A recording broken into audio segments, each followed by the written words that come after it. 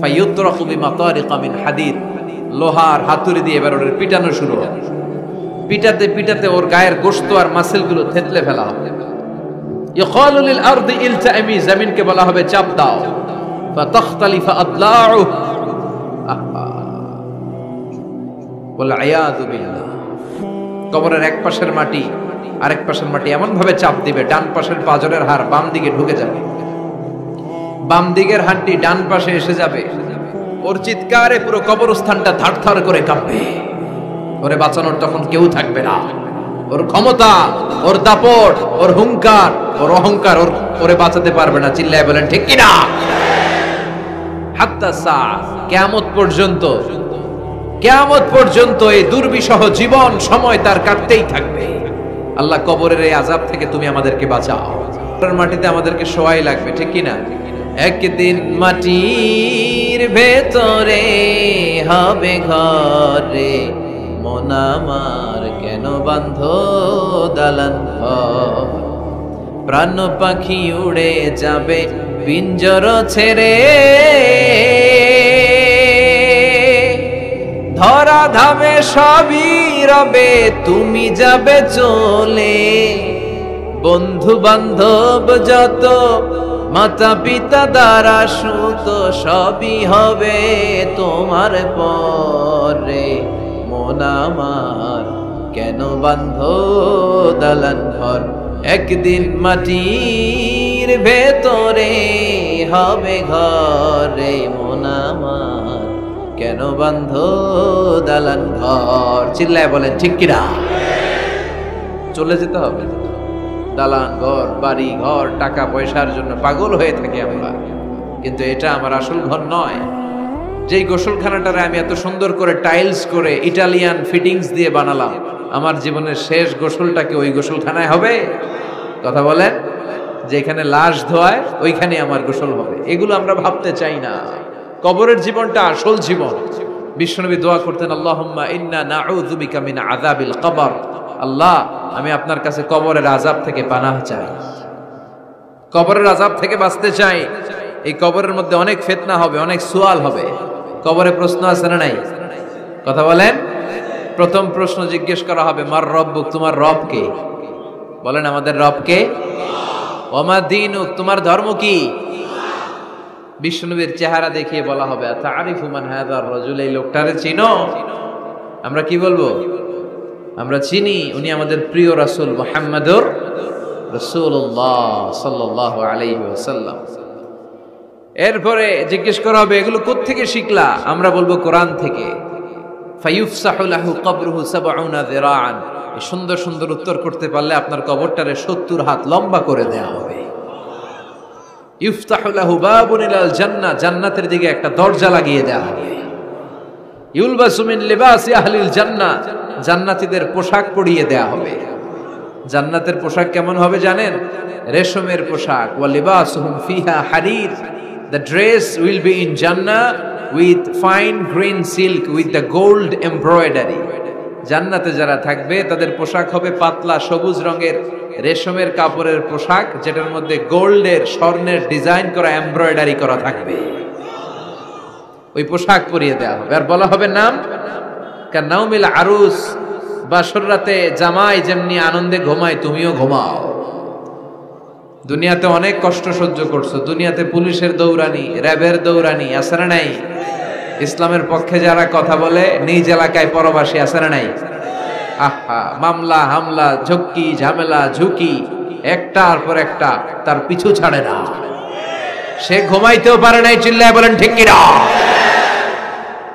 আনন্দের ঘুম আমরা সেদিন দেব ইনশাআল্লাহ। ঘুমেন না? নাম কানাউমিল আরুস, বাসর রাতে বর যেমনি কনেকে নিয়ে ঘুমায় ঘুমাও। দুনিয়াতে ঘুমাইতে পারো নাই, দুনিয়াতে খালি দৌড়াইছো। কি করছো? দৌড়ানির উপরে ছিল। আজকে দৌড়ানি নাই, আজকে দৌড়ানি হবে ওই দলে। কথা কন। যারা ইসলামের পক্ষে ছিল না, আজীবন ইসলামের বাঁশ দিয়েছে, আজকে ওদেরকে বাঁশ দেওয়ার পালা। সেদিন হিসেব উল্টে যাবে। কথা বলেন। এবার ওদেরকে প্রশ্ন করা হবে, তুই ক মার রব্বুক? কয় আমি জানি না। কি জানোস? কয় কিছুই জানি না। কি যে জানি না ওইটাও জানি না। দ্বিতীয় প্রশ্ন, ওয়ামা দীনুক, তোর ধর্মের নাম কি? কয় জানি না। ফেরেশতারা কয় আর প্রশ্ন বাকি একটা, তারপরে আমগো খেলা শুরু। ওমান হাযার রাজুল, do you know this person? দেখো তো এই লোকটার চিনা চিনা লাগে কিনা। কয় না, চিনি না, আমি কিচ্ছু জানি না, আমি কিচ্ছু মনে করতে পারছি না, খালি আমি মদ খাইতাম আর চিয়ার্স করতাম, এটা মনে আছে। আমি ইসলামের বিরুদ্ধে দৌড়াতাম, ইসলামের পক্ষের শক্তির উপর হামলা চালাতাম, এগুলো মনে আছে। কোরআনের বিরুদ্ধে ছিলাম, ইসলামের বিরুদ্ধে ছিলাম, বিশ্বনবীর বিরুদ্ধে ছিলাম, বিশ্বনবীর বিরুদ্ধে আমি বিষোদাগার করতাম, ইসলামের বিরুদ্ধে আমি জনপ্রচারণা চালাতাম। আজীবন আমার জীবনটারে আমি কাটিয়েছি ইসলামের বিপক্ষে। সুদ, ঘুষ, দুর্নীতি, যৌতুক, মদ ছিল আমার নিত্য সঙ্গী। আমি কিচ্ছু মনে করতে পারছি না, আমার ধর্ম নাই, আমার কিছুই মনে নাই। ফেরেশতারা বলবে ঠিক আছে, এবার আমগো খেলা শুরু। ফায়ুতরাকু বিমাতারিকা মিন হাদিদ, লোহার হাতুড়ি দিয়ে এবার ওর পিটানো শুরু হবে। পিটাতে পিটাতে ওর গায়ের গোশত আর মাসেলগুলো থেতলে ফেলা হবে। ইয়কালু লিল আরদি ইলতাইমি, জমিনকে বলা হবে চাপ দাও। ফাতাখতালিফু আদলাউ, ওয়াল আয়াযু বিল্লাহ। কবরের এক পাশের মাটি আরেক পাশের মাটি এমন ভাবে চাপ দিবে, ডান পাশের পাজরের হাড় বাম দিকে ঢুকে যাবে, বাম দিকের হাড্ডি ডান পাশে এসে যাবে। ওর চিৎকারে পুরো কবরস্থানটা থারথার করে কাঁপবে। ওরে বাঁচানোর তখন কেউ থাকবে না। ওর ক্ষমতা, ওর দাপট, ওর হুঙ্কার, ওর অহংকার ওরে বাঁচাতে পারবে না। চিল্লায় বলেন ঠিক কিনা? হাত্তা সা, কিয়ামত পর্যন্ত, কিয়ামত পর্যন্ত এই দুর্বিষহ জীবন সময় তার কাটতেই থাকবে। আল্লাহ, কবরের এই আযাব থেকে তুমি আমাদেরকে বাঁচাও। সূরাতুল মুলক যারা নিয়মিত তেলাওয়াত করবে, আল্লাহর মেহেরবানিতে তাদের কবরে কোনো আযাব হবে না। পড়তে রাজি আছেন? কথা কয় না। পড়তে রাজি আছেন সবাই? বিষ্ণুই বললেন এখানেই শেষ নয়, আরো আছে। শাফাআত লি সাহিবিহা, এই সূরাটা কিয়ামতের দিন এই সূরা যে তেলাওয়াত করবে তার পক্ষে সুপারিশ করবে। কোরআন যদি আপনার বিপক্ষে আল্লাহর কাছে নালিশ করে, আপনার বাঁচার কোনো উপায় আছে? আপনার পীর সাহেব আপনারে বাঁচাইতে পারবে? চাইলে আপনার দলের নেতা, কথা কন, কেউ বাঁচাইতে পারবে আপনারে? কোরআন যেমনি আপনার বিরুদ্ধে দাঁড়ালে আপনারে বাঁচাতে পারবে না, কোরআন তেমনি আপনার পক্ষে দাঁড়ালে আল্লাহ আপনারে ফেলে দিতে পারবে না। কোরআন আপনার পক্ষে থাকলে আল্লাহ আপনাকে দয়া করবেনই। বিশ্বনবী বলেছেন ইকরাউল কুরআন ফাইন্নাহু ইয়াতি ইয়াউমাল কিয়ামাতি শাফিআন লিআসহাবি, কোরআন তেলাওয়াত করো, কেননা কোরআনের তেলাওয়াত এটা কিয়ামতের দিন তোমার জন্য সুপারিশ হয়ে দাঁড়াবে। এজন্য বিশ্বনবী বললেন যে ব্যক্তি সূরাতুল মুলক নিয়মিত তেলাওয়াত করবে, এই সূরাটা কিয়ামতের দিন ওই তেলাওয়াতকারীর জন্য আল্লাহর কাছে সুপারিশ করবে। এখানেই শেষ নয়, বিশ্বনবী বললেন খাসামাত আন সাহিবিহা, এই সূরা যে তেলাওয়াত করবে তার পক্ষে আল্লাহর সাথে এই সূরাটা দাঁড়িয়ে তার পক্ষ নিয়ে আল্লাহর সাথে তর্ক করবে, ঝগড়া করবে। আল্লাহ তুমি ওরে জান্নাত দিবা না কেন? ওরে মাফ করবা না কেন? তুমি না গফুর, তুমি না গফফার, তুমি না রহিম, তুমি না রহমান, তুমি মাফ করে দাও। ও মিয়া, সুপারিশ করতেছে কে? সূরাতুল মুলক। সুবহানাল্লাহ কইবেন না? কতক্ষণ এই তর্ক আল্লাহর সাথে সে চালাবে? হাত্তা আদখালাহুল্লাহুল জান্নাহ, যতক্ষণ না আল্লাহ তার জান্নাতে না ঢুকায়। এখানেই শেষ নয়, বিশ্বনবী বললেন মান ক্বারাআ বিহা ফি লাইলাতিন ফাকাদ আকসারা ওয়া আতাবা, রাত্রি বেলায় যে এই সূরাটা তেলাওয়াত করবে ওই পুরো রাতটাকে বরকতময় করে দিবে কে? এজন্য বিশ্বনবী বলেন আমি চাই আমার সব উম্মত এই সূরাটা মুখস্থ করে নেক। আমার চাই আমার ছোট বড় আবাল বৃদ্ধ বনিতা সব উম্মতের হৃদয়ের মধ্যে এই সূরাটা গাঁথা থাক, মুখস্থ থাক, হিফজ করা থাক। আমরা বিশ্বনবীর উম্মত না? কথা কন। নবীর এই আশাটা আমাদের পালন করার দরকার আছে না নাই? আমরা কি পারি না এই সূরাটা মুখস্থ করে রাখতে? মাত্র 30 আয়াত, প্রতি মাসে কয়দিন? প্রতিদিন এক আয়াত করে মুখস্থ করলে লাগে কয়দিন? প্রতিদিন এক আয়াত করে মুখস্থ করলে 30 দিনে এই সূরা মুখস্থ করতে রাজি আছেন? সবাই রাজি আছেন তো? মনে থাকবে? নেক্সট টাইমে নেক্সট ইয়ারে আসলে জিজ্ঞেস করবো যে সূরা মুলক মুখস্থ হয়েছে কিনা। হ্যাঁ, মনে থাকবে তো? আল্লাহ তুমি তৌফিক দাও। এই সূরাটা পড়লে আল্লাহ আপনার দৃষ্টি শক্তিকে খুলে দিবে। আপনার চোখের সামনে কোনো পর্দা থাকলে পর্দাটা সরে যাবে। আপনি আল্লাহর মাহাত্ম্য বুঝতে পারবেন, আপনি আল্লাহরে চিনতে পারবেন, আপনি আল্লাহর অস্তিত্ব টের পাবেন। সুবহানাল্লাহ পড়েন। অনেকেই বলে যেটা দেখি না তা মানি না। যারা স্রষ্টাকে বিশ্বাস করে না তারা বলে আনসিন ইজ নাথিং, যেটা দেখা যায় না এটা বিশ্বাস করি না। নাস্তিক্যবাদের ছড়াছড়ি আছে না নাই? বাগেরহাটে কোনো নাস্তিক নাই মনে হয়, কথা কন? আছে আছে আছে। এত দাড়ি টুপি এগুলার ভিতরে ঢুকে কেমনে? ওগুলা পিছনে পিছনে থাকে, এগুলা আজীবন পিছনে পিছনে থাকবে। কথা বলেন। ইয়াং যুবক যারা আছে তোমরা একটা বই পড়বে, প্যারাডক্সিক্যাল সাজিদ, একটা বই আছে বাজারে, নাস্তিকদের বিভিন্ন প্রশ্নের জবাব। এই বইয়ের লেখক খুব ভালো করে ওই বইতে তিনি তুলে ধরেছেন। লেখকের নাম আরিফ আজাদ। এটা পড়লে শিক্ষিত যারা তাদের মনের মধ্যে এই ঘুরপাক করা প্রশ্নগুলোর উত্তর তারা পেয়ে যাবে। বইয়ের নাম প্যারাডক্সিক্যাল সাজিদ, আরিফ আজাদের লেখা। তো তার পাশাপাশি এই সূরাটা পড়লেও আমরা জানতে পারবো, কারণ এই সূরাটা হচ্ছে দি সূরা is an eye opener for us all.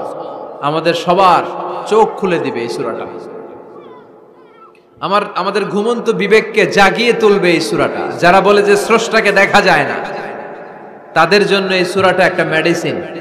আল্লাহ কেমন যেন এই সূরায় বলতে চায়, ওপেন ইউর আই, তুমি তোমার চোখ খোলো না একটু, you must find your god, তুমি তোমার আল্লাহরে খুঁজে পাবা। আপনি আকাশের দিকে তাকান, বাতাসের দিকে তাকান, জমিনের দিকে তাকান, আল্লাহরে খুঁজে পাবেন। সাইয়েদনা ইব্রাহিম তারার দিকে তাকালেন, বললেন মনে হয় এটাই আমার রব। পরে দেখে তারা নাই, কয় না না, আমার রব তো আমার ছেড়ে চলে যেতে পারে না। সাইয়েদনা ইব্রাহিম চাঁদ দেখলেন, পূর্ণিমার চাঁদ দেখে ভাবলেন তাইলে এটা তো তারার চেয়েও বড়, মনে হয় এটা আমার রব। পরে দেখলেন চাঁদও নাই। সাইয়েদনা ইব্রাহিম কয় আমিও আপনার লগে নাই। এরপরে সূর্য উঠলো, গগন বিদারী সূর্য পুরো জমিনটারে আলোকিত করে ফেললো। উনি বললেন হাদা আকবার, সূর্য অনেক বড়, তাহলে এটা আমার রব। পরে বিকেল বেলা যখন সূর্য ডুবে যায়, সাইয়েদনা ইব্রাহিম কয় না, আমার রব তো আমার ছেড়ে কোথাও চলে যেতে পারে। তখন তিনি চিন্তা গবেষণার মধ্য দিয়ে মহাসত্যের খোঁজ পেলেন। সুবহানাল্লাহ পড়েন। মহাসত্য হচ্ছেন একজন, চিৎকার করে বলতে হবে তিনি কে? সে আল্লাহ বলে, গোলাম আমার অস্তিত্ব অনুভব করার জন্য তোমাকে ডজন ডজন বই পড়া লাগবে না, ডক্টরের ডিগ্রি লাগবে না। তুমি আমার সৃষ্টি করা এ বসুন্ধরার দিকে তাকাও, এই গাছপালা নেয়ামত রাজির দিকে নজর বুলিয়ে তাকাও। তুমি সাগর দেখো, তুমি পাহাড় দেখো, তুমি ঝর্ণা দেখো, ঝর্ণার কলকল আওয়াজের ভেতরে আমি আল্লাহরে খুঁজে পাবা। কথা কন। ঝর্ণা দেখছেন কেউ কোনোদিন? বাগেরহাটে আছে? কোথায় যেয়ে দেখছেন? সিলেটে, হিমছড়িতে। আহা, ঝর্ণার সামনে দাঁড়ালে বোঝাই যায় একজন এটাকে নিয়ন্ত্রণ করছে। একজন আছে, একজন থাকা লাগবে, একজন থাকা চাই যাকে ছাড়া মহাবিশ্ব এত সুন্দরভাবে চলতে পারে না। সাগরের দিকে তাকান। কক্সবাজারে গেছেন আপনারা? আহা, কি ক্ষুদ্র আমি, কি তুচ্ছ আমি, কি নগণ্য আমি। যখন আমার অলমোস্ট প্রতি সপ্তাহে কক্সবাজারে ফ্লাইট থাকে, আমার কক্সবাজারে অনেক প্রোগ্রাম থাকলে আমি বিকেলে আগে সাগরের সামনে চলে যাই, নিজে যে কত ছোট এটা দেখার জন্য। বঙ্গোপসাগরের সামনে দাঁড়ালে আয়রে নিজের কি ইয়াতিম লাগে, কি ছোট্ট আমি, কি সাগরের তর্জন গর্জন। হিমছড়িতে যখন যাই, সিলেটের মাধবকুণ্ডে যখন যাই, মালয়েশিয়াতে মাঝে মাঝে যাই, ক্যামেরন হাইল্যান্ডে কিছু ওয়াটারফল আছে। আল্লাহু আকবার। এই ঝর্ণার আওয়াজের মধ্যে মনে হয় যেন আল্লাহর জিকির শোনা যায়, ঠিক কিনা? ঝর্ণা ঝর্ণা ঝর্ণা রে, বলনা বলনা বলনা রে, কার বিরহে পাগল পাড়া তুই, কার মিলনে ফুল ফসলে ভরার তোর দুকুল বই, কার মিলনে ফুল ফসলে ভরার তোর দুকুল বই। ঝর্ণা ঝর্ণা ঝর্ণা রে, বলনা বলনা বলনা রে, কার বিরহে পাগল পাড়া তুই। সুবহানাল্লাহ পড়েন। ঝর্ণার দিকে তাকালে, আকাশের দিকে তাকালে, বাতাসের দিকে তাকালে আকাশের রব আল্লাহর অস্তিত্ব সেখানে আছে না নাই? চিল্লায় বলেন আছে না নাই? এই জন্য নাস্তিকদের যুক্তিগুলো খোড়া যুক্তি। তারা বলে আনসিন ইজ নাথিং, যেটা দেখি না ওইটা মানি না। এরকম কিছু গাধা আছে না নাই? হাদারাম, উল্লুক্কা পাঠা, যেটা দেখি না ওইটা মানি না। আচ্ছা বলেন তো, আমরা কোনোদিন আমেরিকা দেখছি সরাসরি? কথা কয় না। টিভিতে দেখছি, বইতে দেখছি আমেরিকার ছবি, কিন্তু সরাসরি এটা আমেরিকা দেখছি, তাই বলে আমরা আমেরিকা মানি না? কথা বলেন। নাস্তিক যারা কথা বলে এরা বাতাস দেখতে পায়? উত্তর দেন, বাতাস দেখা যায়? তো নাস্তিকের যারা দল, নাস্তিকের গোষ্ঠী, ওরা কি বাতাসকে মানে না? Why do you believe on that? Why do you believe on air in the atmosphere? বায়ুমণ্ডলে যে বাতাস আছে এটা কেন মানো? বাতাস তো দেখো না। কে কারো যখন মাইগ্রেনের পেইন হয় মাথায়, আমার প্রচন্ড ব্যথা, আপনারা কি দেখতে পাচ্ছেন ব্যথাটা? কিন্তু মাথায় যে ব্যথা হয় এটা আপনারা মানেন না, নাস্তিকেরা মানে না। তাহলে ওদের যুক্তির কোনো গ্রাউন্ড আছে? কোনো গ্রাউন্ড নাই। যেটা দেখা যায় না এটা নাকি ওরা বিশ্বাস করে না। আল্লাহ বলেন সৃষ্টির দিকে তাকা, নজর করে দেখ, আমি আল্লাহর নিদর্শন আছে। সুবহানাল্লাহ পড়েন। নাস্তিকদের কিভাবে আপনি বুঝাবেন? একটা ঘটনা বললে চমৎকার বুঝতে পারবেন। কুফা নগরীতে এক নাস্তিক ছিল, সে এরকম বলতো, যেটা দেখি না ওইটা মানি না। সবাই বলে আমাদের একজন ইমাম আছে, ওনার নাম নু'মান ইবনু সাবিত, উনি তোমারে দেখায় ছাড়বে আল্লাহরে। সে বলে তাই, তাহলে ডাকো তো, তার সাথে আমি তর্ক করব। অ্যাপয়েন্টমেন্ট দেওয়া হলো জুমার পরে ঠিক ভর দুপুরে 2টায়। নু'মান ইবনু সাবিত ওনার আসল নাম, ওনার লকব হচ্ছে আবু হানিফা। ইমাম আবু হানিফারে ছিলেন না? ইমাম আল আযম। উনি আল্লাহর পক্ষে নাস্তিকের সাথে লড়বেন, আর নাস্তিক আল্লাহর বিপক্ষে লড়বেন। সময় দেয়া হয়েছে জুমার সালাতের পর ভর দুপুরে 2টা। ঠিক সময় নাস্তিক এসেছে, হাজার হাজার মানুষ এসেছে, আসে নাই ইমাম আবু হানিফা। নাস্তিক তো রেগে মেগে আগুন, আমারে সময় দিয়ে উনি আসে নাই কেন? আসে না কেন? আধা ঘন্টা, 1 ঘন্টা, 1.5 ঘন্টা চলে যায়, আসে না। প্রায় 2 ঘন্টা পরে ইমাম আবু হানিফা দৌড়ে দৌড়ে আসলেন। নাস্তিক বলে আপনার তো সময়ের কোনো জ্ঞানই নাই, আপনার সাথে কোনো তর্ক চলবে না। ইমাম আবু হানিফা বললেন ইনদি উযর, আই হ্যাভ অ্যান এক্সকিউজ, আমার একটা এক্সকিউজ আছে। কি এক্সকিউজ?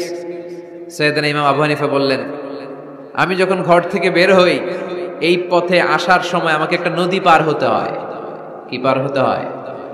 আজকে যে দেখি নদীর সামনে কোনো নৌকা নাই, মানুষ নাই, কেউ নাই, কেউ নাই। হঠাৎ দেখলাম নদীর পাশে বিশাল একটা বড় গাছ, গাছটা এমনি এমনি 2 ভাগ হয়ে গেল।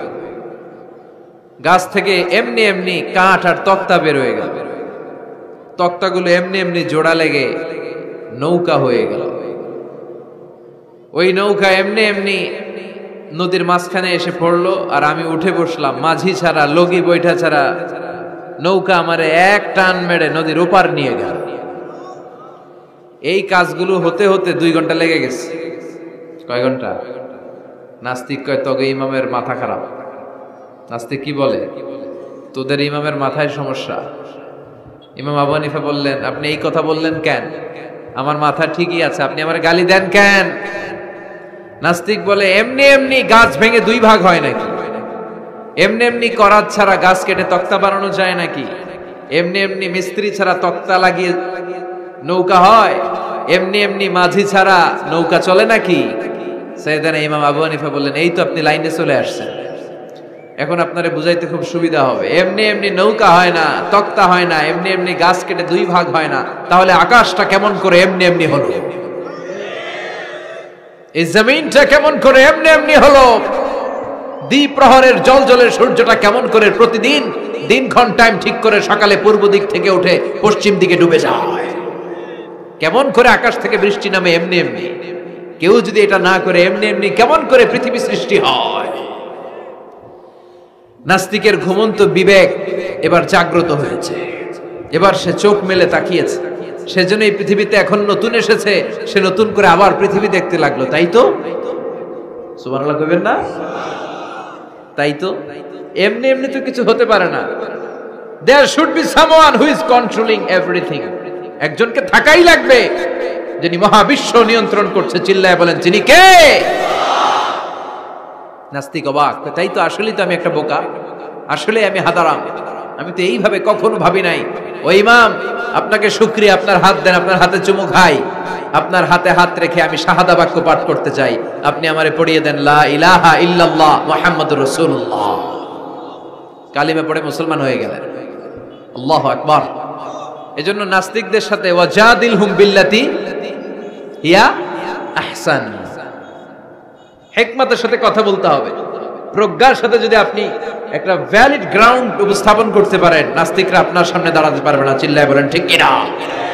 এই নাস্তিকদের জন্য অনেক দিক নির্দেশনা, ডোজ, মেডিসিন আল্লাহ সূরার ভেতরে দিয়েছেন।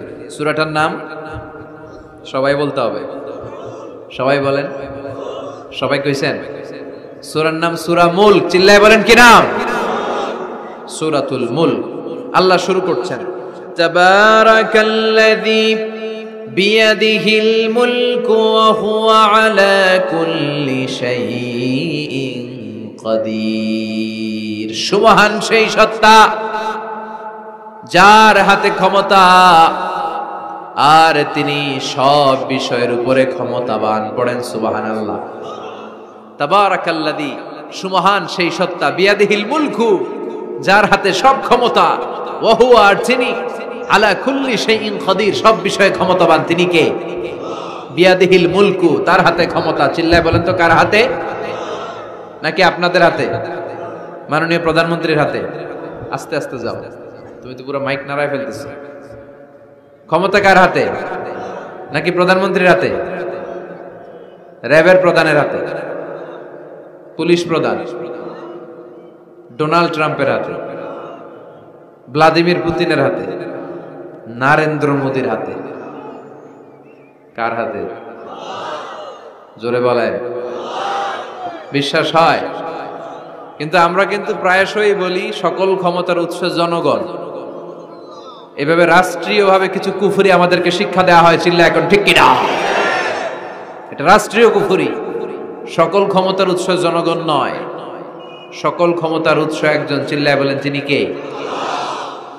আপনি নিজের একটু নিজের জিজ্ঞেস করেন তো যে আপনার ক্যাপাসিটি কতটুকু? আমার ক্যাপাসিটি আসলে কতটুকু? আমি আসলে কদ্দূর করতে পারি, কদ্দূর ক্ষমতা আমার আছে? একটু জিজ্ঞেস করে দেখেন। ডায়রিয়া যাদের হয়, 5 বার 7 বার 10 বার যদি টয়লেটে যাওয়া লাগে, ওর চেহারার দিকে আর তাকানো যায়? নিজেকে দিয়ে ভাবেন, যেদিন আপনার পেট মোচড় দিয়ে ডায়রিয়া হয়েছে, 7 বার 8 বার ইমোটিল ট্যাবলেট খাওয়ার পরে, স্যালাইন খাওয়ার পরেও ভালো হচ্ছে না, 10 বার 12 বার যেতে যেতে চেহারাটা সাদা হয়ে যাচ্ছে, গায়ে কোনো শক্তি নাই, এরপরে 3-4 জন কাঁধে করে টয়লেটে ঢুকায়, আছে না নাই? 10 বার 12 বার টয়লেটে গেলে আর কোনো শক্তি নাই, কই আই মরে যাইও, আই আর হাইতান না, আরে মাফ করি দে, এরকম হয় না? তখন ভয় লাগে, মনে হয় যে আমি আসলেই মরে যাব, সবার কাছে বিদায় নেয়, আমারে মাফ করে দাও, আমি হয়তো বাঁচবো না। কত লিমিটেড পাওয়ার আমাদের, কত দুর্বল। 5 বার টয়লেটে গেলে চেহারার দিকে তাকানো যায় না, চেহারা ভেসকি মেরে থাকে এমনি। সে নাকি ক্ষমতার মালিক। আল্লাহ বলেন, ওয়া খুলিকাল ইনসানু দাঈফা, তোদেরকে আমি দুর্বল করে বানিয়েছি। শুধু আমরাই দুর্বল না, আমি দুর্বল, আমার বাপ দুর্বল, আমার দাদা দুর্বল, আমার 14 গোষ্ঠী দুর্বল। আমরা দুর্বলের ঘরের দুর্বল। সবল হচ্ছে একজন, তিনি কে? এজন্য সকল ক্ষমতার উৎস কোন দৃষ্টিতে, কোন যুক্তিতেই টিকে না যে সকল ক্ষমতার উৎস নাকি মানুষ। এই কথাটা যুক্তির আলোকে টিকে? সকল ক্ষমতার উৎস কে? কি ক্ষমতা আছে আমাদের? কোনো ক্ষমতাই নাই। আজকে কেউ যদি পেছন থেকে চিৎকার দিয়ে বলে, হুজুর প্যান্ডেলে সাপ, মজা করে বলছি, এতেই অনেকে খুঁজতেছে কই সাপ, কই সাপ। দেখছেন ক্ষমতার মালিক নাকি আমরা? আর আসলে যদি 3-4টা সাপ ফস করে এদিক দিয়ে ফনা তুলতো, black mamba, king cobra, python, হ্যাঁ, এই সাপগুলো যদি ফস করে এখানে ঢুকতো, আপনাদেরকে খুঁজে পাওয়া যেত? এতক্ষণ স্লোগান চলে, এখন দৌড়। আছে না নাই? সাপ বাদ দেন, ভাউয়া ব্যাং চিনেন? অথবা কোলা ব্যাং? বাগেরহাটে কি বলে, কি করে? খালি লাফায়। 10টা ভাউয়া ব্যাং, 2টা স্টেজে আর 8টা প্যান্ডেলে ছেড়ে দেওয়া হলো, অবস্থাটা কি হবে জানেন? ভাউয়া ব্যাং আর কি লাভ দিবে? এর চেয়ে বড় লাভ দিবেন আপনারা, এর চেয়ে বড় লাফাইতে লাফাইতে আমরা ভাগবো। এই হচ্ছে আমাদের অবস্থা। নিজেকে একটু জিজ্ঞেস করেন যে how much capacity I belong, কতটুকু ক্ষমতা আমার আছে। আহা, মাঝে মাঝে বাসে যখন আমরা চড়ি, পেশাব চাপে না? কথা বুঝতেছে না বোধহয়। আমরা বাসে করে সফরে যাচ্ছি, পেশাব চাপে না? চাপে। ড্রাইভাররে অনুরোধ করার পরে ড্রাইভার বলে, এই বাসের নিয়ম হচ্ছে ঢাকা টু কক্সবাজারে থামবে একবার, কয়বার? আরো 20 কিলোমিটার পরে ওইখানে থামানো হবে। ওই বেটার যান যায় পেশাবের চাপে। এরকম পরিস্থিতিতে আমরাও জীবনে কালে ভদ্রে দুই একবার পড়েছি কিনা? ওই সময়ের কথাটা একটু খেয়াল করেন যে আপনার কি অবস্থা হয়েছিল তখন। সে নাকি ক্ষমতার মালিক, সে নাকি সকল ক্ষমতার উৎস, যার 10 মিনিটের পেশাব আটকে রাখার ক্ষমতা তার থাকে না। এজন্য মানুষ কখনো ক্ষমতার উৎস হতে পারে না। চিৎকার করে বলতে হবে, সকল ক্ষমতার উৎস কে? আল্লাহ। কি দুর্বল আমরা! মশা কামড়াইলে মশারে ধরতে পারি না, মারতে পারি না, দৌড়। মশা ওইরা কই চলে যায় খুঁজেও পাই না। কুত্তা এম করে কামড়াইলে আমরা কুত্তারে কামড়াইতেও পারি না। কথা বলেন, অসহায় হয়ে তাকিয়ে থাকি। আহা, কি দুর্বল আমরা, কি দুর্বল! কোনো ক্ষমতা নাই। তুফান, ঝড়, জলোচ্ছ্বাস, ভূমিকম্প হলে টের পাওয়া যায় আমরা কত দুর্বল। বাগেরহাটে মনে ভূমিকম্প হয় না? হয়। আহা, মাঝে মাঝে মাঝরাতে 3টায় 4টায় ভূমিকম্প হয় না? লোকজন দৌড়, কেউ লুঙ্গি সহ দৌড়, কেউ লুঙ্গি থুইয়া দৌড়, কারণ আগে জান বাঁচাতে হবে, এটা ফরজ। কি বিপদে আমরা পড়ে যাই! দৌড়। দুধের বাচ্চাটা পড়ে থাকে, ওরে কোলে নিয়ে দৌড় দিব, নাকি স্ত্রীকে ডাকবো, নাকি ভাড়াটিয়াদেরকে উঠাবো, নাকি ছাদ থেকে নিজেই লাফ দেব? ভূমিকম্প যখন শুরু হয়, আমেরিকা যখন ভূমিকম্প শুরু হয়, ডোনাল্ড ট্রাম্প যে বিল্ডিং এ থাকে, ডোনাল্ড ট্রাম্প মনে হয় দৌড় দেন। কথা বলেন। আমাদের প্রধানমন্ত্রী যে বিল্ডিং এ থাকে, ওই বিল্ডিং এ যদি ভূমিকম্প হয়, কথা কন। আমি কই নাই কিন্তু, আপনারা কইছেন। দৌড়, বাঁচার জন্য দৌড় দিতে হয়। আমি একটা ভিডিও দেখেছি, একটা টেলিভিশন প্রোগ্রামে, লাইভ প্রোগ্রাম চলছিল, সরাসরি সম্প্রচার। লাইভ বুঝেন? সরাসরি সম্প্রচারের প্রোগ্রাম। তো লাইভ প্রোগ্রাম, উপস্থাপক বসে আছে এদিকে, এদিকে অতিথিরা। ইন দ্য মিন টাইম শুরু হয়েছে ভূমিকম্প। উপস্থাপক মাইক থুইয়া দৌড়, অতিথিরা ওঠে নাই, অতিথিরা বসে আছে, কারণ মেকআপ টেকআপ সব শেষ, ক্যামেরা রেডি। একটু পরে ভূমিকম্প আরো বেড়ে গেল, এবার অতিথিরাও দৌড়। আহা, কি অসহায়, কি দুর্বল! ভূমিকম্প যখন শুরু হয়, মানুষগুলো খালি দৌড়ায়, খোলা মাঠে যেতে চায়। বিল্ডিং টাওয়ার গুলো যেন গায়ের উপর থপাস করে না পড়ে বাঁচতে চায়। কি চায়? বাঁচতে চায়। যার বাঁচার জন্য লড়াই, ও নাকি ক্ষমতার মালিক। এটা বিশ্বাস করবে কেউ? কক্সবাজারে যখন তুফান শুরু হয়, জলোচ্ছ্বাস শুরু হয়, ওখানে একটা দ্বীপ আছে, পাহাড়ি দ্বীপ, নাম মহেশখালী। ওইখানে বৌদ্ধদের স্বর্ণ মন্দির আছে। সেখানে যখন তুফান 30 ফিট 40 ফুটের জলোচ্ছ্বাস হয়, ওই বৌদ্ধ মন্দিরের বৌদ্ধগুলো নিচে নেমে জিকির করা শুরু করে দেয় আল্লাহ। কার জিকির করে? কারণ ওরা খুব ভালো করেই জানে যে গৌতম বুদ্ধ আমাদের বাঁচাতে পারে না, বাঁচাতে পারে একজন। চিল্লায় বলেন, যিনি কে? এই জন্য বিপদে পড়লে টের পাওয়া যায় যে আমরা কত দুর্বল। আমি গত পরশু ঢাকা থেকে এসেছি। আমার প্রোগ্রাম ছিল সাতক্ষীরায়। ঢাকা থেকে যশোর নভোয়ারে করে এসেছি। তো সেখানে যারা বিমানবালারা থাকে, তারা কেমন যেন প্যান্ট ট্যান্ট স্যুট টুট পরে আসে, নিজেদেরকে সাজিয়ে গুছিয়ে। এই বিমানবালাগুলো লিপস্টিক মেখে নিজেকে মেকআপ করে প্রদর্শন করে, কারণ তাদের সৌন্দর্যটাই হচ্ছে এখানে আসল জিনিস। সৌন্দর্য না থাকলে এদেরকে এয়ার হোস্টেস বানায় না। আমরা সিটে বসলাম, ইনস্ট্রাকশন দিল বিমানটা এখন টেক অফ করবে। ইন দ্য মিন টাইম এই মেয়েটা মাইক্রোফোন হাতে নিয়ে বলতে আরম্ভ করলো, ভদ্র মহিলা এবং ভদ্র মহোদয়গণ, আপনারা আপনাদের সিট বেল্ট গুলো বেঁধে নিন। এখনই আমাদের উড়োজাহাজটি শাহজালাল আন্তর্জাতিক বিমানবন্দর থেকে 14,000 ফিট উপর দিয়ে যশোর বিমানবন্দরে উদ্দেশ্যে ছুটবে। আল্লাহ আকবার, আল্লাহ আকবার, আল্লাহ আকবার। তো আমি ঘাড় ঘুরে তাকাইলাম, কিরে আল্লাহ আকবার বলে কেডা? পরে তাকাই দেখি ওই মেয়েই পড়তেছে, কাগজের মধ্যে লেখা। অবাক হলাম, যার চলাফেরা এরকম, বেশভূষা এরকম, এই মেয়েটা এখন আল্লাহ আকবার, আল্লাহ আকবার, আল্লাহ আকবার পড়ছে। আর পড়ছে শুদ্ধ অশুদ্ধ মিলিয়ে, সুবহানাল্লাযী সাখখারা লানা হাযা ওয়া মা কুন্না লাহু মুকরিনিন। আমি মিলাতে পারলাম না যে আল্লাহ আকবার পড়ে কেন। পরক্ষণে আমি বুঝলাম যে এইমাত্র বিমানটা গ্রাউন্ড ছেড়ে দিয়ে 14,000 ফিট উপরে উঠে যাবে। ওদের সবার খুব ভালো করেই জানা, ওই 14,000 ফিট উপরে আকাশের মাঝে আমাদেরকে বাঁচানোর কেউ নাই। কেউ আমাদেরকে, পুলিশ আমারে বাঁচাতে পারবে না, এয়ারলাইন্সের ম্যানেজার আমারে বাঁচাতে পারবে না, কোন সিকিউরিটি আমারে বাঁচাতে পারবে না, ফায়ার সার্ভিসের ওরা আমাকে বাঁচাতে পারবে না। ওই 14,000 ফিট উপর থেকে আমারে বাঁচাতে পারে একজন, চিল্লায় বলেন যিনি কে? এটা খুব ভালো করে জানে, হিসাবটা খুব সহজ। এজন্য ওঠার আগে আল্লাহু আকবার লাগে, আর নিচে নামলেই দুম্মা চলে দুম। আছে না নাই?